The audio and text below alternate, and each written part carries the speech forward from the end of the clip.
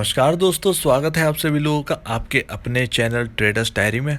दोस्तों, कल्याण ज्वेलर का स्टॉक नया लो बना चुका है। 61 रुपये के आसपास अब आ चुका है और ऐसा कोई दिन नहीं है जिस दिन ये अपना नया लो ना लगाता हो। इसके पीछे क्या वजह है? क्या कंपनी में कुछ गड़बड़ चल रही है? ऐसा हो सकता है, पॉसिबल है, क्योंकि दोस्तों अब जो फंडामेंटली जो स्टॉक है वो काफ़ी स्ट्रॉन्ग हो चुका है। इन लेवल्स पर फंडामेंटली स्टॉक को स्ट्रॉन्ग ही बोलेंगे, लेकिन लगातार ये लो क्यों बना रहा है, जो कि हर एक इंसान की जो है वो चिंता का एक विषय बन चुका है। जो भी इसके शेयर होल्डर्स हैं और जो भी इस शेयर को जो भी खरीदना चाहते हैं, उनके मन में भी डर आ चुका है। वो भी एक दफ़ा ये सोच रहे हैं कि क्या ये स्टॉक और भी मेरे खरीदने के बाद ये नीचे जाएगा। तो आज हम पूरी फंडामेंटल एनालिसिस करेंगे और नए आंकड़े आ चुके हैं। मैं आपको बता दूं, हर चीज़ का जो है मार्च का सारे के सारे नए आंकड़े आ चुके हैं, बस इनका रिजल्ट आना बाकी है। लेकिन उससे पहले जो आंकड़े आए हैं वो मैं आपको बताना चाहता हूँ। कहीं ना कहीं कमियां बहुत ज़्यादा छुपी हुई हैं और मेरे ख्याल से यहाँ से पैनिक जो है स्टॉक में वो ज़रूर बनने वाला है। अब ये पैनिक क्यों बनेगा? पैनिक काफ़ी ख़तरनाक बनने वाला है। इसके पीछे काफ़ी वजह आज ही पता चला है, इसीलिए मैं आपको बता रहा हूँ। तो चलिए देख लेते हैं, सब कुछ देख लेते हैं, सब कुछ समझ लेते हैं। तो स्टॉक का ये ऑल टाइम का चार्ट है। जब से ये कंपनी लिस्ट हुई है तब से आप ये चार्ट देख रहे हैं, कैंडल स्टिक चार्ट है और लगातार ऐसा कोई टाइम नहीं है। ग्रीन कैंडल आपको रेड के कंपैरिजन में काफ़ी ज़्यादा कम दिख रही हो। गिनती की 15 से 20 के आसपास ही ग्रीन कैंडल है। बाकी सब इतने दिनों में, जब से ये लिस्ट हुआ है तब से लेके अब तक, सारा का सारा रेड है और सारा का माहौल सारा जो माहौल है वो रेड में तब्दील हो गया है, यानी रेड में कन्वर्ट हो गया है। हम जो सोच रहे थे कि स्टॉक मल्टी बैगर बनेगा, मल्टी बैगर तो छोड़िए, काफ़ी ज़्यादा कमियां जो है प्रमोटर की तरफ से आ चुकी है। क्या कमियां हैं जान लेते हैं। लेकिन ये आपके सामने लॉन्ग टर्म का चार्ट है और ऐसा कोई दिन नहीं है कि ये पार करे। मैं आपको हर चीज़ बताऊंगा। और आपके सामने ये बेस का चार्ट है, ये बेस वाला चार्ट है। तो आप जो देख रहे हैं बीच में लाइन है, एक ऊपर ग्रीन है, एक नीचे रेड है, आपको दिख रहा होगा। ये 70 रुपये का जो लेवल है ये बेस है। ये मतलब ये एक न्यूट्रल लाइन है। अगर 70 रुपये क्रॉस करेगा तो इस स्टॉक के अंदर तेज़ी बनेगी। जब तक ये 70 रुपये के नीचे रहेगा गिरावट जारी रहेगी। तो आप ध्यान रखिएगा, 70 रुपये के नीचे गिरावट है। 70 जब निकले तो ही इसमें खरीदने की सोचिएगा। 70 रुपये के ऊपर जब क्लोजिंग दे जाए, यानी पहले दिन अगर ये 70 रुपये के ऊपर जब भी ये क्लोजिंग देता है, एक दिन हुआ 70 रुपये के ऊपर ये क्लोज हो गया, लेकिन अगले दिन आप देखिएगा, अगले दिन ज़रूर ये 70 रुपये के ऊपर क्लोज होना चाहिए। अगर नहीं होता है और उसके दूसरे दिन अगर 70 रुपये के नीचे आ जाता है तो बिल्कुल भी जो पोजीशन है वो काट के चलिएगा, काट के चल सकते हैं आप। तो ध्यान रखिए, 70 रुपये बहुत ही इंपॉर्टेंट जो लेवल बन चुका है। तो अगर 70 के ऊपर निकलता है तो तेज़ी बनेगी, 70 के नीचे गिरावट रहेगी। ये आपके सामने एक महीने का चार्ट है, अप्रैल का चार्ट है और लगातार आप देखिएगा, आपकी स्क्रीन पर दिख रहा है इतनी सारी कैंडल है और कैंडल में 1 2 3 4 5 6 लौती कैंडल्स हैं। 6 ओनली कैंडल्स हैं इतने दिनों में, एक महीने के अंदर, जो कि ग्रीन में है, हरे में है। कुछ खरीदारी इसमें देखने को मिली है। बाकी सब जो भी है वो सब का सब जो है वो एकदम नीचे की तरफ जा रहा है। तो सारी की सारी रेड है। सिर्फ 6 कैंडल जो है इतने दिनों में, एक महीने के अंदर, यानी 30 दिनों की कैंडल्स में सिर्फ 6 कैंडल ऐसी हैं जो ग्रीन है, बाकी सब रेड है।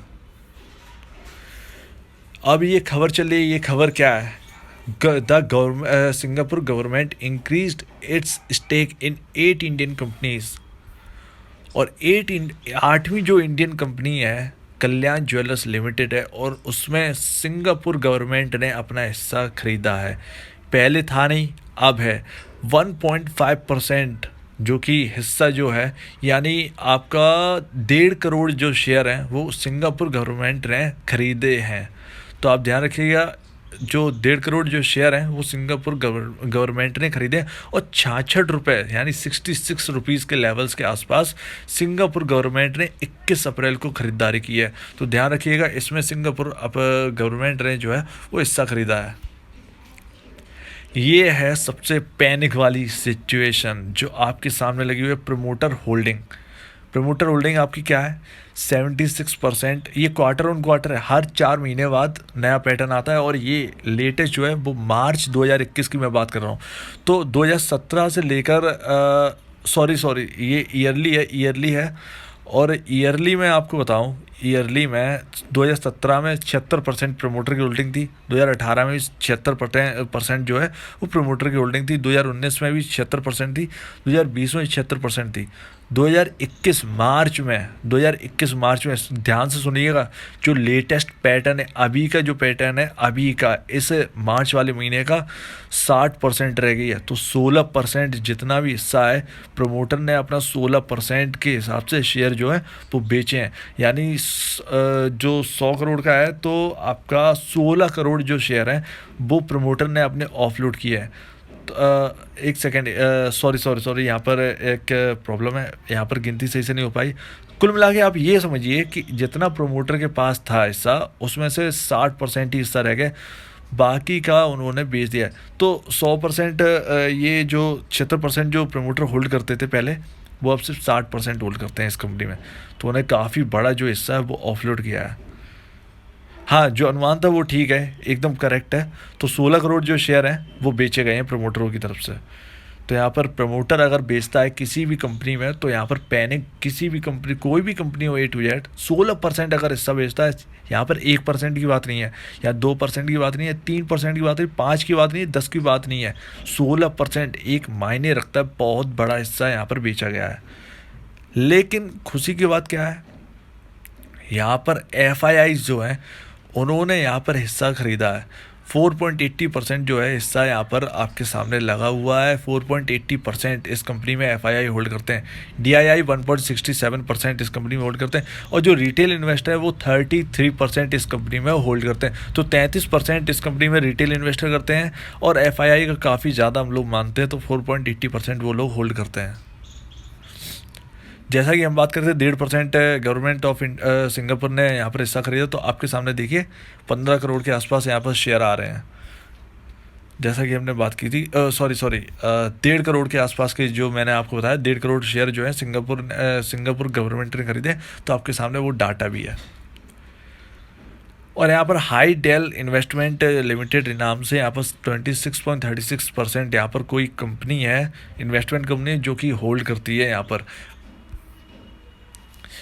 म्यूचुअल फंड में आपके सामने सबसे ज़्यादा जो पैसा लगा है वो सुंदरम म्यूचुअल फंड का लगा है। Sundaram rural and consumption fund का 12 करोड़ रुपए लगा है। बैंक ऑफ बड़ौदा का यहाँ पर 10 करोड़ रुपए लगा है। तो ध्यान रखिएगा, ये आपके सामने अमाउंट आ रही है। अब ये हमारी राज की बात, ये काफ़ी ज़्यादा इम्पोर्टेंट इस वक्त हर लेवल पे आप ध्यान रखिएगा। कोई भी वीडियो हो, या मेरी वीडियो हो, इस चैनल की वीडियो हो, कोई भी वीडियो हो, A to Z ये चैनल की वीडियो हो, किसी भी चैनल की आप वीडियो देख रहे हो, अगर वो फंडामेंटल के बारे में बताते हैं तो आपको फंडामेंटल ज़रूर देखना चाहिए। क्योंकि फंडामेंटल हर प्राइसिंग के बाद, जैसे शेयर ऊपर नीचे होता है, 60 रुपये का शेयर 70 हो गया तो उसके फंडामेंटल चेंज हो जाएंगे। 1 रुपया भी ऊपर नीचे होने पर, चेंज होने पर फंडामेंटल चेंज हो जाते हैं। तो ध्यान रखिएगा, फंडामेंटल हर वीडियो का देखिएगा, चाहे कोई सी वीडियो हो, चाहे हमारी वीडियो हो, इस चैनल की वीडियो हो, या किसी भी चैनल की वीडियो, तो फंडामेंटल जरूर देखिएगा आप। मार्केट कैप 6576 करोड़ रुपए का रह गया है इस कंपनी का। 6000 करोड़ का, 6500 करोड़ का ही मार्केट कैप रह गया है। अर्निंग पर शेयर 1.38 है। पी रेशियो 46.23 रह गया, जो कि पी रेशियो कभी 70 के आसपास हुआ करता था। हम काफ़ी ज़्यादा कवरेज करते हैं कल्याण ज्वेलर्स पर, क्योंकि उसकी मैं आपको ये वजह भी बताऊंगा, आपको भी बहुत ही ज़्यादा पसंद आने वाला है कल्याण ज्वेलर्स। क्यों है, क्या वजह है उसके पीछे? देखिए, प्रमोटर का जो किस्सा हुआ है अभी हमने जो देखा, वो पैनिक बढ़ाने वाला था। लेकिन एग्रेसिव जो इन्वेस्टर हैं, जो ट्रेडर हैं, शॉर्ट टर्म ट्रेडर हैं, एग्रेसिव जो लॉन्ग टर्म ट्रेडर हैं, तो मैं आपको बता दूं, हम लोग पैनिक में ही खरीदने वाले लोग होते हैं। पैनिक जहाँ पर ज़्यादा होता है, पेन जहाँ पर ज़्यादा होता है, वहाँ पर एक हम लोग, पैरासीटामोल है भैया, शायद पैरासीटामोल नहीं हो, पेन किलर बोलेंगे। तो पेन किलर जो है वो हम लोग लेके चलते हैं। और भैया ऑब्वियस सी बात है, जहाँ पर पेन है वहाँ पर एकदम हिस्सा खरीदो, छोटा सा मतलब छोटा का मतलब थोड़े शेयर खरीद के रख लेते हैं, और जब वो पेन ख़त्म होता है तो हम लोग को प्रॉफिट मिलता है, तो शॉर्ट टर्म वाले वहाँ पर निकलते हैं, थोड़ा और बढ़ता है तो लॉन्ग टर्म वाले वहाँ पर अपना ऑफलोड कर देते हैं। तो यहाँ पर सिर्फ और सिर्फ 46 रह गया, और मैं बता दूँ यहाँ पर इंडस्ट्री पी 80 नहीं है, यहाँ पर 66 पी है। तो ध्यान रखिए, इसमें ज़्यादा दिखा रहा है, लेकिन मैं आपको बता रहा हूँ इंडस्ट्री पी जो है 66 है। तो जो स्टॉक का पी रेशियो है वो इंडस्ट्री पी से काफ़ी ज़्यादा कम हो चुका है, और अब जो है स्टॉक वो खरीदने के लिए लायक बहुत ज़्यादा हो चुका है। बुक वैल्यू पर शेयर क्या है? 35.67, यानी 35 रुपये 70 पैसे अगर मान लें, 35 रुपये 70 पैसे जो है वो स्टॉक की रियल वैल्यू है, फंडामेंटली रियल वैल्यू है, लेकिन स्टॉक काम कर रहा है 60 रुपये पर। तो लगभग हमारे सामने 25 रुपये जो है वो एवब मिल रहा है, लेकिन कोई बात नहीं है। देखिए इंडस्ट्री पी स्टॉक के जो इंडस्ट्री पी स्टॉक का पी जो है वो अपने इंडस्ट्री पी से काफ़ी नीचे चल रहा है। तो इसकी बात क्या है, इसका मतलब क्या है कि स्टॉक जो है वो सस्ता हो चुका है। अब क्या है, अगर 60 रुपये का लेवल टूटेगा, देखिए चार्ट नए बन रहे हैं, आप पुराने चार्ट उठा के नहीं देख सकते हैं कि भैया सालों का चार्ट उठा लो और हमें सपोर्ट और उसका रेजिस्टेंस जो है वो हमको समझ में आ जाए। तो हम जो नए चार्ट बन रहे हैं, नया लो लगा रहा है, तो ये कब तक रुकेगी? देखिए आपके सामने सारी की सारी चीज़ रख दी। 25 रुपये सिर्फ महंगा है ये स्टॉक अपने इंडस्ट्री जो फंडामेंटली प्राइस है, लेकिन यहाँ पर जो है इंडस्ट्री पी से स्टॉक का पी रेशियो सस्ता है, तो आप यहाँ से ख़रीदारी कर कर चल सकते हैं। ठीक है, ये पेन का वक्त है, पेन यानी दर्द में है स्टॉक, और आपको यहाँ पर अगर आप ख़रीद कर चलते हैं तो आप एक पेन किलर लेके चल रहे हैं, एक्चुअली पेन किलर। तो अगर आप हर गिरावट में अगर आप एवरेज करेंगे तो आपको क्या है कि आगे ये स्टॉक काफ़ी लंबा अच्छा खासा रिटर्न दे सकता है। प्रमोटर का हिस्सा अभी दूर रखिए, लेकिन अभी हम जो समझ रहे हैं वो फंडामेंटल समझ रहे हैं, ठीक है ना। तो फंडामेंटली हमें समझ में आ गए स्टॉक जो है वो खरीदने लायक हो चुका है, और स्टॉक का जो पी रेशियो है वो इंडस्ट्री के पी रेशियो से कम हो चुका है। अब यहाँ पर स्टॉक जो है वो खरीदने वाला हो चुका है। तो यहाँ से कुछ हिस्सा खरीदिए, अपनी क्वांटिटी कुछ खरीदिए, और अगर नीचे मिलता है तो और भी ज़्यादा खरीदिए, ठीक है ना। और का मतलब आपने 50 शेयर यहाँ पर लिए, फिर आपने कहा 55 रुपये का स्टॉक रह गया तो यहाँ पर 50 शेयर खरीदे, फिर आपका अगर 50 रुपये अगर आता है तो आपने वहाँ पर हिस्सा खरीदा। देखिए इससे ज़्यादा नीचे के लेवल्स तो बहुत ही मुश्किल हैं कि दिखाई दें। स्टॉक में ख़राबी क्या है? कुछ भी ख़राबी नहीं, अगर हम अभी बात करें, लेकिन हमने यहाँ पर क्या है कंफर्म कर लिया है, आपको कंफर्म हो गया होगा कि स्टॉक सस्ता है और यहाँ से ख़रीदने लायक है। अब इंडस्ट्री पी से जो है स्टॉक का पी काफ़ी सस्ता है, तो ध्यान रखिएगा। 66 इंडस्ट्री पी है और स्टॉक का पी 46 है, तो यहाँ पर 20 पॉइंट का यहाँ पर डिफरेंस है। आपके सामने रेवेन्यू है, और रेवेन्यू आपके सामने टोटल रेवेन्यू इस साल का 2020 का, अभी 2021 के रिजल्ट नहीं आए हैं, ध्यान रखिएगा। सॉरी, मार्च 2021 की क्वार्टर जो एनुअल रिपोर्ट है वो अभी नहीं आई है, तो जो हमारे सामने रिपोर्ट है उसकी हम बात करें तो 2020 मार्च का अगर हम देखें टोटल रेवेन्यू जो है वो 7,944 करोड़ रुपए है। अगर हम मार्च 2019 की बात करें तो 7,506 करोड़ रुपए की टोटल रेवेन्यू थी। तो यहाँ पर 400 करोड़ रुपए का 444 करोड़ रुपए का जो है वो यहाँ पर जंप देखने को मिला है। टोटल रेवेन्यू कुल कमाई में 400 करोड़ रुपए का यहाँ पर जंप देखने को मिला है। अब यहाँ पर जो रिजल्ट आने वाले हैं, मार्च 2021 के जो रिजल्ट आने वाले वो काफ़ी बेहतर आने वाले हैं। आप ध्यान रखिएगा, काफ़ी बेहतर आ सकते हैं। प्रॉफिट आफ्टर टैक्स अब तक का सबसे जो बेहतरीन एनुअल रिपोर्ट आई थी 2020 मार्च 2020 की थी, 156 करोड़ रुपए का प्रॉफिट था। 2019 में वही प्रॉफिट जो था मार्च 2019 में 44 करोड़ रुपए का था।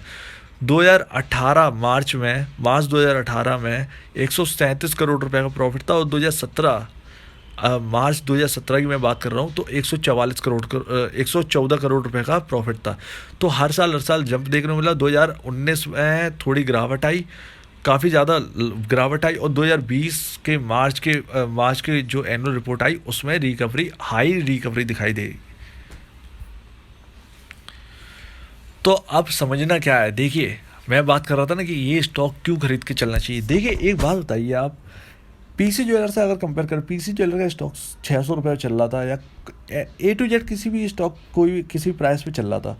आप इसकी एक बात सोचिए, अगर इनके अंदर कुछ क्षमता ना होती, कुछ दम ना होती इस कंपनी में, तो ये इतने बड़े बड़े ब्रांड एम्बेसडर इनके अमिताभ बच्चन और शाहरुख खान इनके ब्रांड एम्बेसडर रहे हैं, ठीक है ना। ब्रांड एम्बेसडर रहे हैं, इनको बुलाने में जितना खर्चा होता है मैं आपको बता दूं उतनी तो किसी किसी कंपनी की नेट सेल्स होती है। अमिताभ बच्चन ने 50 करोड़ से कम नहीं लिए होंगे, इसके ब्रांड एम्बेसडर 50-60 करोड़ रुपए से कम नहीं लिए होंगे, या ज़्यादा ही लिए होंगे। शाहरुख खान भैया अमिताभ बच्चन से भी ज़्यादा महंगा है, उसने तो 80 करोड़ रुपए के आसपास, उन्होंने तो 80 करोड़ रुपए, सीधी सी बात है 80 करोड़ रुपए के आसपास लिए होंगे इसके प्रमोशन करने के लिए शाहरुख खान ने। तो जब ये इतना पैसा ये खर्च कर रहे हैं, एक लौती कंपनी है जिसका दुबई जैसे देश में जो है अपने शोरूम है, और काफ़ी एक्सपेंसिव शोरूम्स हैं, ठीक है ना, काफ़ी एक्सपेंसिव शोरूम्स हैं। आप देखिएगा कभी यूट्यूब पे देखिएगा कल्याण ज्वेलर्स के बारे में, तो आपको समझ में आएगा, कल्याण ज्वेलर्स की एडवर्टाइजमेंट आपको समझ में आएगी। तो इतना खर्चा है, इतना ज़्यादा नेट सेल्स है, प्रॉफिट भी ठीक ठाक है, अच्छा खासा प्रॉफिट ये कमा रहे हैं, ठीक है। तो काफ़ी ज़्यादा जो है जो कंपनी है उसमें तो दम है, लेकिन यहाँ पर प्रॉब्लम क्या आई है अभी, प्रमोटर की सेलिंग। अब प्रमोटर की सेलिंग, अब उसकी कोई वजह नहीं आई है, ठीक है ना, वजह नहीं है, वजह कोई भी सामने नहीं आई है, क्यों बेचा गया, कैसे बेचा गया नहीं पता। लेकिन हमें बस इतना पता चल गया कि ये जो स्टॉक गिर रहा है वो प्रमोटर की सेलिंग के जरिए गिर रहा है। अब यहाँ पर एग्रेसिव जो लोग हैं, एग्रेसिव इन्वेस्टर जो हैं, अगर इस कंपनी की वैल्यू आपको समझ में आती है तो आप इन लेवल्स पर एग्रेसिवली ख़रीदारी करके चल सकते हैं। अगर कोई इन्वेस्टर है जो कि 2-3 साल के लिए लेके चलना चाहते हैं तो इस स्टॉक में पोजीशन बना के चल सकते हैं। ध्यान रखिएगा, शादियां बंद नहीं हुई हैं, सोना बिकना अभी भी बंद नहीं हुआ है। जिसे खरीदना है सोना वो खरीद रहा है, जिसे नहीं खरीदना है वो नहीं खरीद रहा है।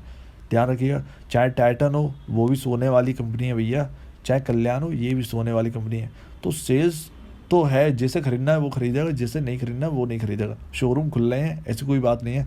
हाँ, दिक्कत पेन है, हमारे इंडिया में पेन है अभी, जो कि कोविड का सेकेंड वेव जो आया है वो काफ़ी ज़्यादा पेन लेके आया है, तो उसकी वजह से बहुत सारी प्रॉब्लम्स हैं। सोना वास्तव में इस वक्त जो आम आदमी है वो सोना नहीं खरीद पा रहा है, लेकिन जो हाई क्वालिटी वाले लोग हैं, मतलब जो हायर क्लास वाले लोग हैं जिनके पास पैसा अच्छा खासा कमाते हैं, तो वो तो सोना खरीद रहे हैं ना।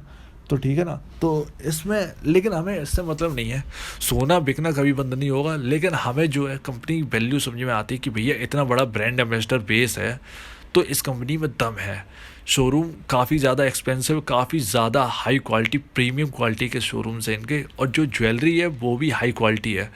तो यहाँ पर कोई भी प्रॉब्लम नहीं है, कंपनी की तरफ से कोई प्रॉब्लम नहीं है। तो यहाँ पर कंपनी की तरफ से तो कोई प्रॉब्लम नहीं है। यहाँ पर कंपनी को फंडामेंटली साइड में रख दीजिए। जो प्रॉब्लम है वो सिर्फ प्रमोटर की सेलिंग है इस वक्त, तो प्रमोटर की सेलिंग चल रही है, और अभी हमें ये नहीं पता कि प्रमोटर की सेलिंग पूरी हो चुकी है या फिर अभी बाकी है। तो आप देख लीजिएगा अपने हिसाब से, तो अपने हिसाब से जिसे लेना है वो यहाँ पर ख़रीदारी करके चल सकते हैं। यहाँ पर स्टॉक जो है वो सस्ता हो चुका है अपने इंडस्ट्री पी से, पी रेशियो ने तो साफ साफ बोल दिया है। अब कहाँ पर ये सपोर्ट बनेगा जाके ये अभी कहना थोड़ा मुश्किल, लेकिन आप थोड़ी थोड़ी ख़रीदारी करके चल सकते हैं। तो जिनके पास है वो तो बने रहें, नीचे अगर लेवल और दिखाई देते तो आप वहाँ पर एवरेज करके चल सकते हैं, जिसकी वजह से आपका लॉस थोड़ा कम होगा। लेकिन ये तो पक्का है कि ये स्टॉक आगे चल के रिटर्न आपको दे सकता है। तो अब अपने जो फाइनेंशियल एडवाइज़र उनसे आप एडवाइस लेकर चल सकते हैं। अगर नहीं है तो आपके सामने पूरी फंडामेंटली एनालिसिस है, इसका पूरा बिजनेस का एनालिसिस है, ठीक है ना। तो आपको उसको समझ में आ गया हो तो आप उसके हिसाब से भी चल सकते हैं। और अब दीजिए मुझे इजाज़त। वीडियो देखने के लिए बहुत बहुत धन्यवाद दोस्तों।